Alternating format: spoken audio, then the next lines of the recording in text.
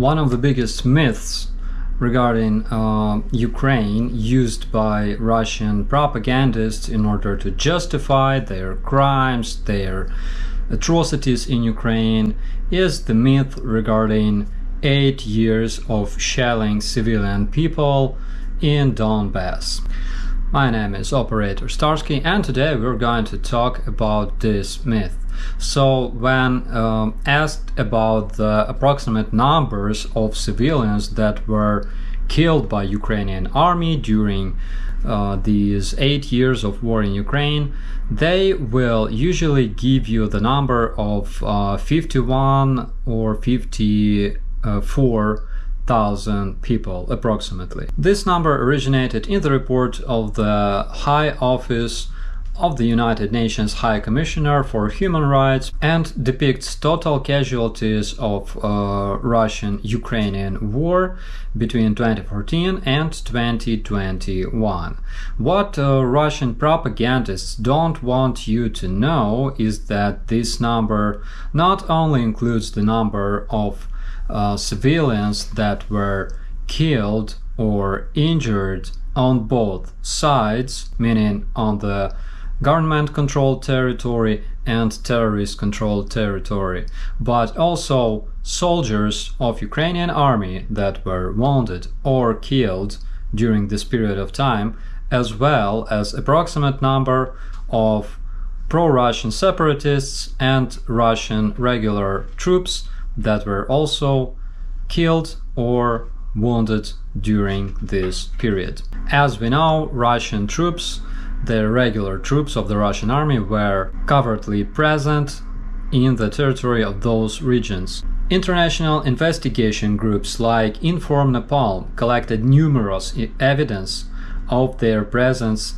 that became the foundation of placing sanctions on Russian Federation throughout the years since 2014. Using OSINT, over 75 Russian regular units were identified in Donbass since 2014, while all of the Russian officials kept claiming that there were no Russian troops in Donbass. And you can find more information about those regular Russian units that were recognized in Ukraine in the description to this video. But let's return to our numbers here. So what Russians don't want you to know is the real number of civilian casualties between 2014 and 2021, because out of 51,000 people who were hurt in those 8 years on Donbass, the total number of conflict-related civilian deaths is 3,404 people. Civilians that were confirmed dead by the OHCHR. 2,084 of those people died during the very first year of this war, during 2014, as a result of the most intense period of this war, involving multiple rocket launch systems like you see on this video. Here Russian delivered MRLS hidden between civilian houses in Donetsk are firing at Ukrainian-controlled territory. OHCHR specifies that this number, 2,084 people that were killed in Donbass during the first year, include 298 people that were on board of the Malaysian Airlines MH17 that was shot down over Donbass by Russian missile. Only 4 days ago, on June 24th, 2022, Parliamentary Assembly of the Council of Europe, in accordance to the investigation made by Joint Investigation Group, unanimously adopted the resolution that recognizes that Russian Federation has shot down this Boeing over Donbass using Russian-delivered, Russian-made missile from anti-air system called Buk. The system was delivered to the territory of Donbass from Russian Federation in 2014. There's plenty of evidence of that, and investigators were even able to learn the names of people who operated this book. The Assembly's decision was made based on numerous evidence collected and processed by the Joint Investigation Team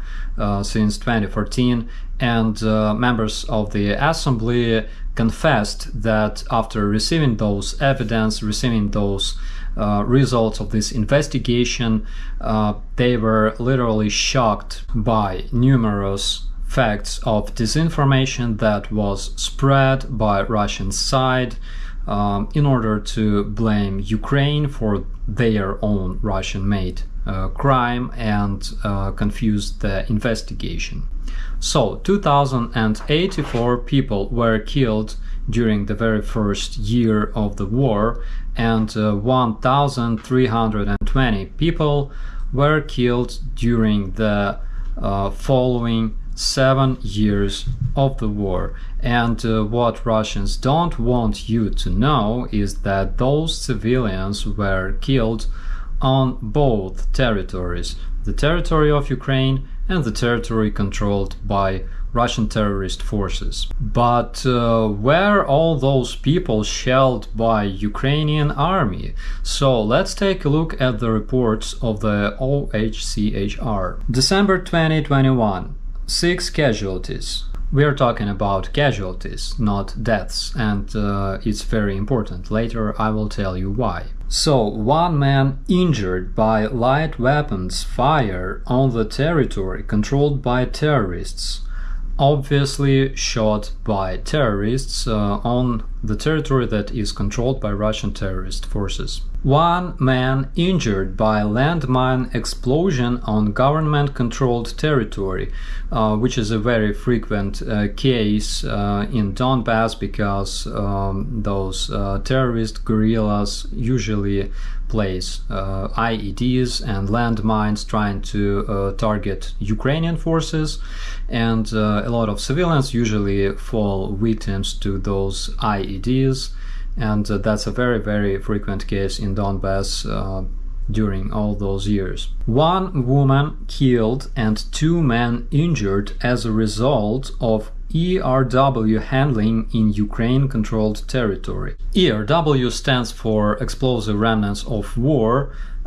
It's basically all those shells and ammunition that is found by civilians in this area. 1 man injured as a result of ERW handling on the terrorist-controlled territory. What we see here, that is in December 2021, 1 person died on Ukrainian-controlled territory and 0 persons died on the terrorist-controlled territory. Again, we are not talking about the genocide, we are not talking about constant shelling and bombing, we are not talking about mass murder, what Russians try to make it look like. And I must say that representatives of the OSCE were present on the territory of Donbass since 2014, and they registered every single shot made by both sides. And according to OHCHR, 25 persons, not 1,000, 25 persons died on both sides in 2021. 26 people were confirmed dead on both sides in 2020. 27 people died on both sides in 2019, and so on.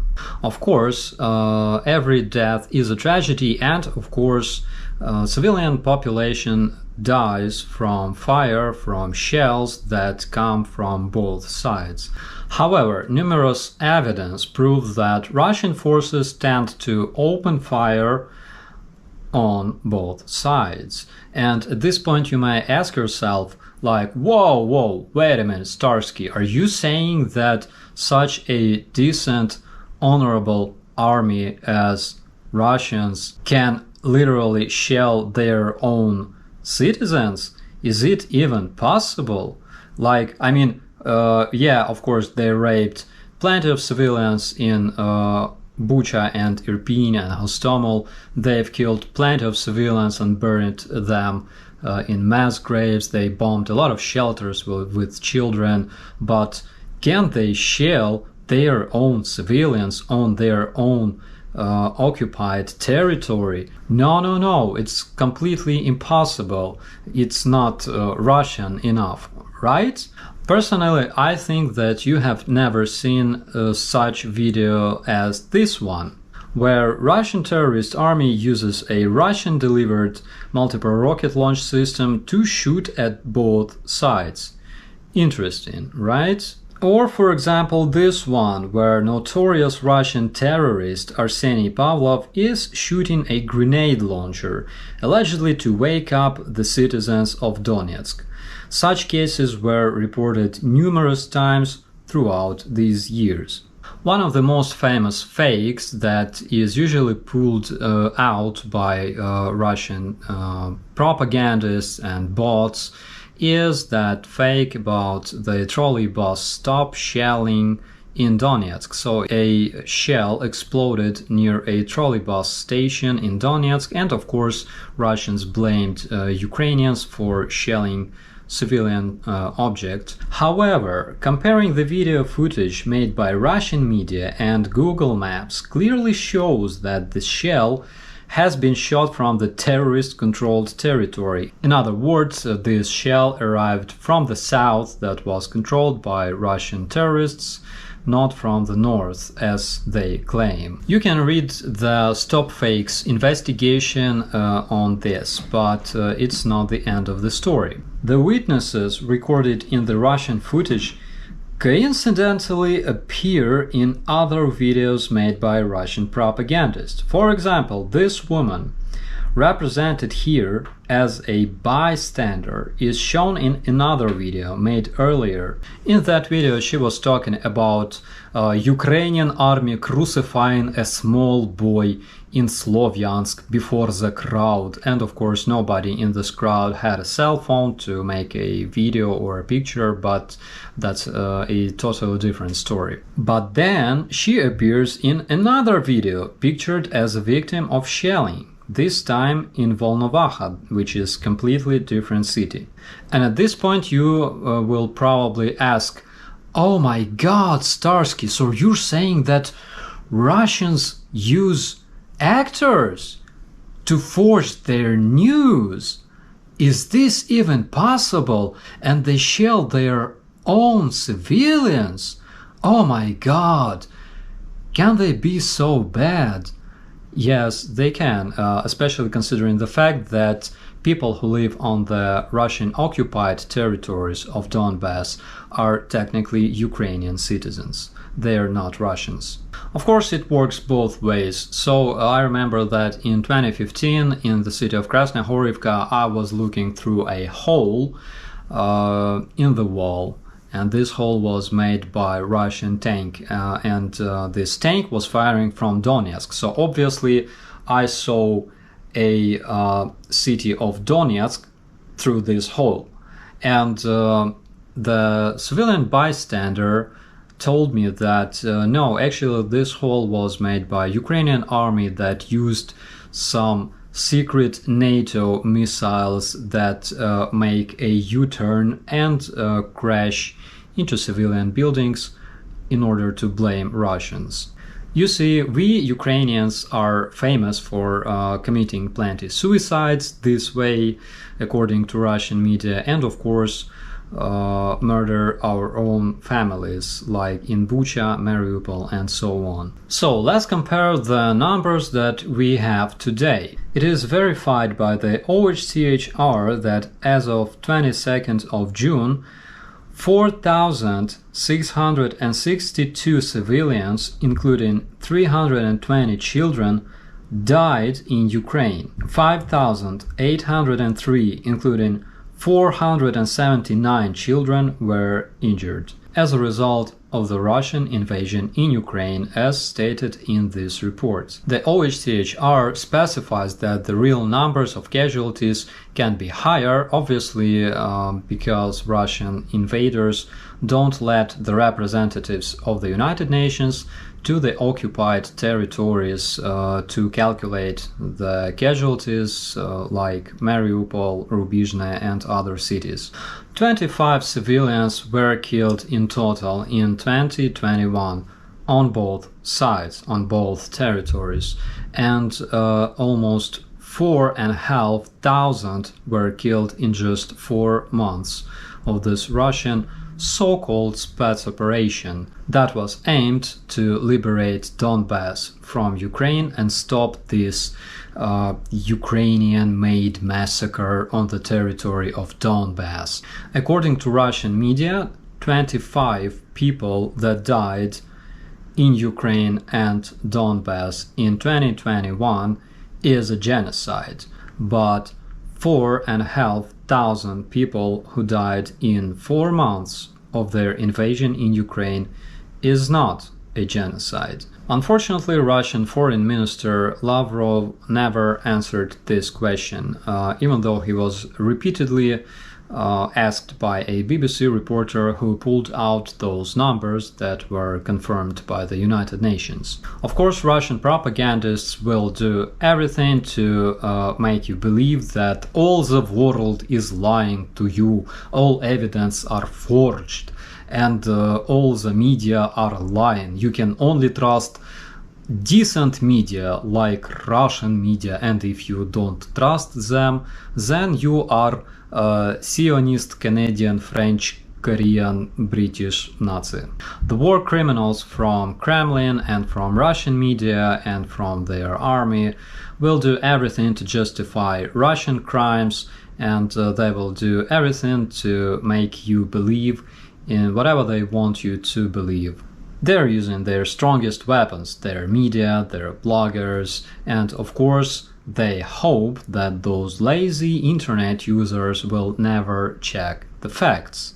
But of course any information can be checked nowadays, and that's the reason why Russians are blocking social media, blocking websites. For example, they blocked their Facebook in Russia as well as Instagram because they recognized those worldwide networks as being extremist. And that's the reason why modern world nowadays recognizes Russian committed crimes in Ukraine and sends their forensic experts to collect evidence in Ukraine, in cities like Bucha and village of Matyzhin and plenty other places in Ukraine. And at this point I can say that Russian propagandists, their most efficient soldiers that I've been honestly concerned about the most, are finally failing. My name is Operator Starsky. Thanks for watching.